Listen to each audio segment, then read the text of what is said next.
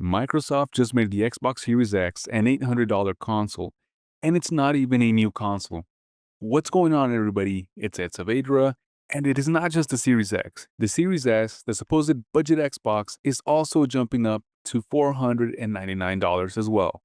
This is not a new generation or some brand new Xbox that we haven't ever seen before. These are the same Series X and Series S consoles that launched all the way back in 2020. So yeah, get out of here. Microsoft announced a hike yesterday.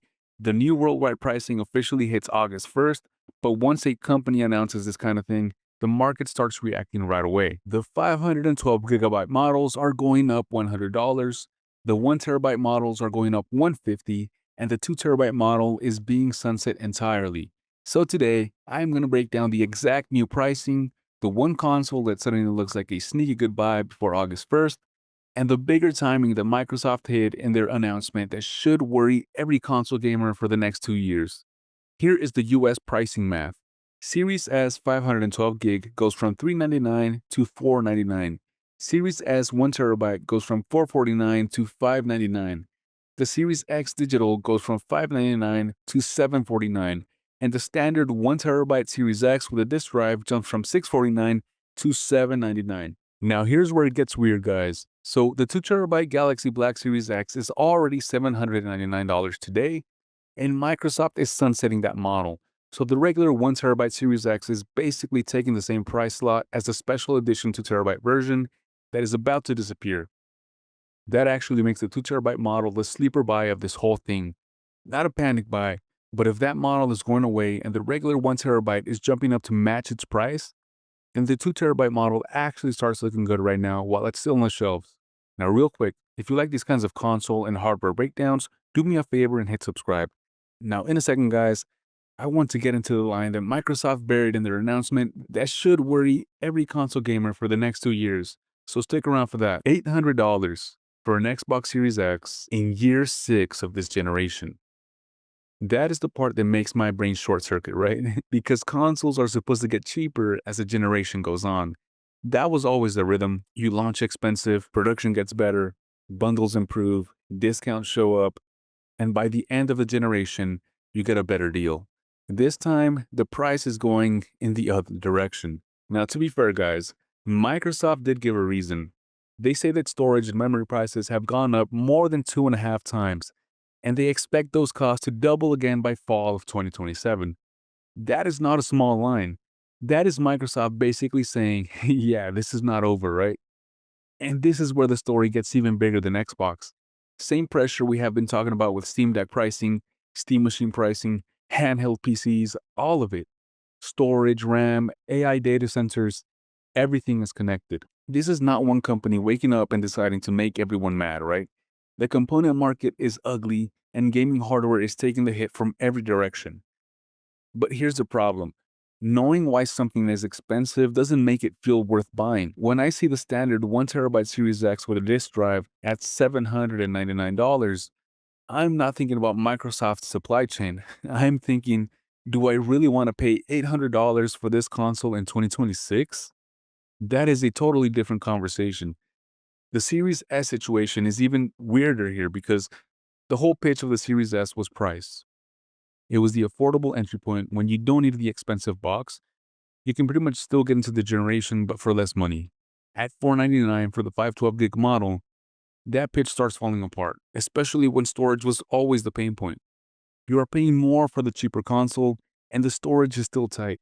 The second that you buy expansion storage, that budget console stops feeling budget at all. But the part that actually stood out to me in Microsoft's posts was not the price increase. It was the way that they talked about making Xbox more accessible. Buy now, pay later, interest-free financing, previously played consoles, certified refurbished. That is where we are at now, guys. We're talking about financing options and used console programs for hardware that should be getting cheaper, not more expensive. I'm not saying any of those options are bad. For some people, refurbished is generally the better move, but it says something about where the market is heading, right? The companies know that the prices are getting uncomfortable, because if they didn't know, they wouldn't be talking about payment plans in the same post as the price hike. The timing is also wild because GTA 6 is still expected to be one of the biggest console moments in years.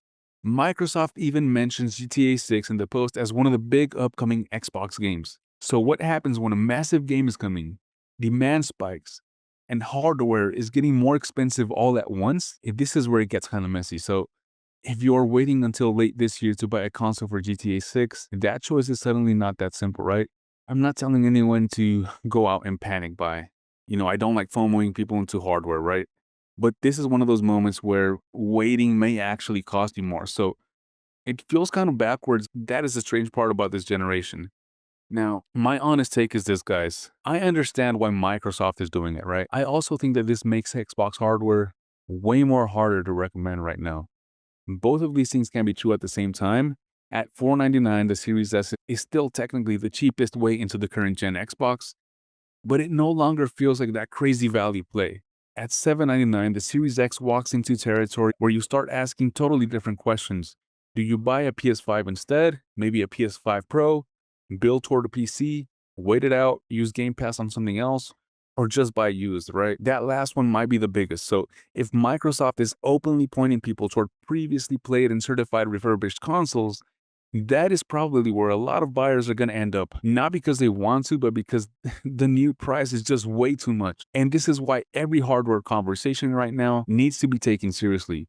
Steam machine pricing, Xbox pricing, handheld pricing, next-gen console pricing, right? All of it is connected by the same pressure point. Memory and storage are not background details anymore. They are the main story here because if Microsoft is saying that prices could get even worse by fall 2027, we probably need to stop assuming the next generation is going to be cheap because this price increase is bad enough on its own, right? Now, the scarier part here is what it tells us about where gaming hardware is heading. So here's what I would do depending on where you are. If you already own Xbox, you are honestly in a great spot. If you were planning to buy one later this year, then I would just start paying attention to prices before August 1st. If you specifically wanted that 2 terabyte model, then this is the moment to look at it before it disappears. And if you were waiting for next generation consoles to reset everything back to normal, then I think that that version of the market might be gone for a while. So drop a comment, guys, and tell me where you land on this. Does that $799 for that standard 1 terabyte Series X make any sense at all to you? Or is this the moment that Xbox hardware gets really hard to justify? If you like these kinds of console and hardware updates, do me a favor and hit subscribe. I will keep covering the price reactions, the GTA 6 fallout, and where the bigger console market is heading. Now, for more gaming hardware news and updates, check out savage.com. I'm Saavedra. Thanks for hanging out, guys, and I will catch you all in the next one.